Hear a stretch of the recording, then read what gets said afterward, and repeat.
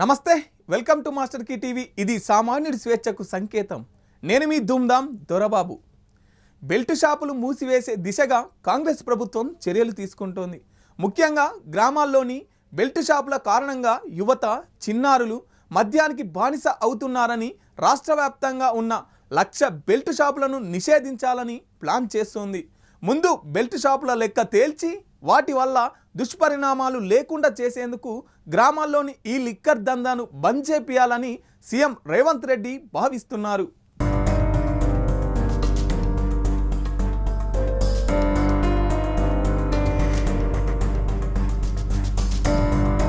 మందుబాబులకు shock ఇవ్వనున్న Revanth సర్కార్. Belt షాపుల మూసివేతకు plan చేస్తున్న ప్రభుత్వం. బెల్ట్ షాపులను క్లోజ్ చేస్తామని మేనిఫెస్టోలో హామీ. తెలంగాణ వ్యాప్తంగా 2,620 వైన్ షాపులు. తెలంగాణలో 12,769 గ్రామాలు.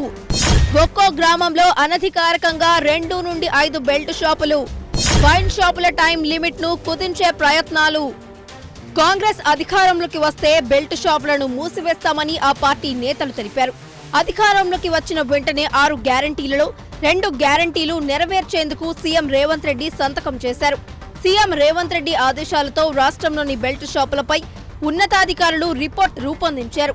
రాష్ట్రంలో 2,620 వైన్ షాపులు ఉన్నాయి.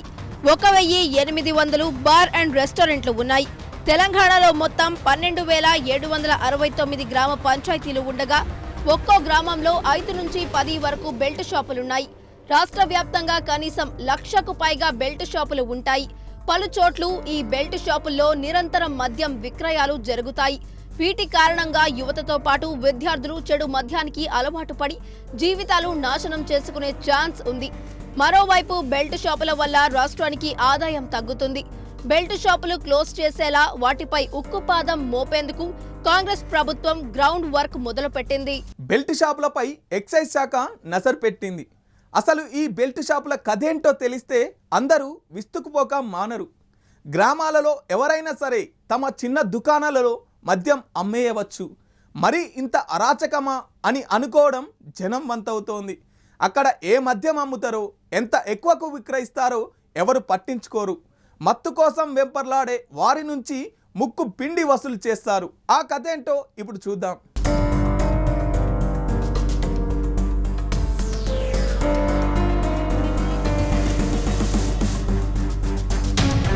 బెల్ట్ షాపులంటే ప్రత్యేకంగా షాపులుండవు. కిరాణా షాపులు, కళ్ళు దుకాణాలు, కొన్ని గ్రామాల్లో స్వీట్ షాపులు ఇవే బెల్ట్ షాపులకు అడ్డాగా మారాయి. వీటి ద్వారానే గ్రామాల్లో మద్యం అమ్మకాలు జరుగుతుంటాయి. వైన్ షాపుల కంటే బెల్ట్ షాపుల్లో అధికంగా వసూలు చేస్తారు. అయితే మండల కేంద్రానికి వెళ్లి మద్యాన్ని తెచ్చుకోలేని మద్యం ప్రియులు గ్రామాల్లోని బెల్ట్ షాపుల్లోనే అధిక ధరలకు కొనుగోలు చేస్తుంటారు.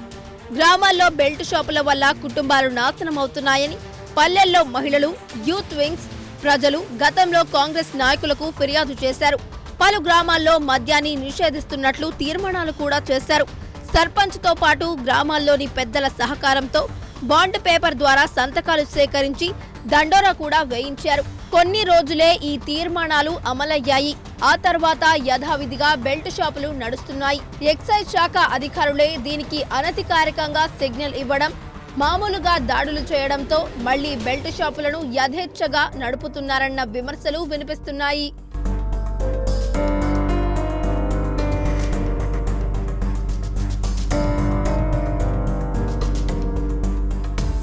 తెలంగాణలో వైన్ షాపులకు అనుబంధంగా గ్రామాల్లో 1,00,000కు పైగా బెల్ట్ షాపులు ఉన్నాయి. ఎక్సైజ్ శాఖకు సంవత్సరానికి సుమారుగా 40,000 కోట్ల ఆదాయం ఈ శాఖ ద్వారా వస్తుంది. అయితే ఈ బెల్ట్ షాపుల ద్వారా సుమారు 10,000 కోట్ల ఆదాయం వస్తున్నట్లుగా ఎక్సైజ్ అధికారులు పేర్కొంటున్నారు.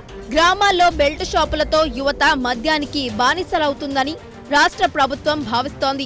ఈ క్రమంలో రాష్ట్రంలోని బెల్ట్ షాపులను మూయించేందుకు అధికారులు ప్రణాళికలు రచిస్తున్నారు. బెల్ట్ షాపుల్లో 24 గంటల పాటు మద్యం విక్రయాలు జరుగుతుండటం వల్ల రాష్ట్రంలోని యువత మద్యానికి బానిసలు కావడం ఆందోళన కలిగిస్తోంది. దీంతో బెల్ట్ షాపులను మూసివేయకుంటే వారిపై క్రిమినల్ కేసులు పెట్టనున్నట్లు ఎక్సైజ్ శాఖ అధికారులు తెలిపారు.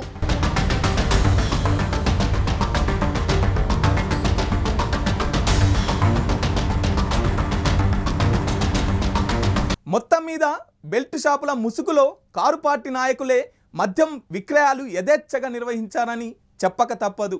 ఇప్పుడు ప్రభుత్వం వాటిని రద్దు చేయడం వల్ల సర్కార్కు ఆదాయం తగ్గడం మాటేమో కానీ గత పాలకుల బినామీ వ్యాపారానికి మాత్రం గండి పడక తప్పదు. మరి ఇది ఇవాల్టి స్పెషల్.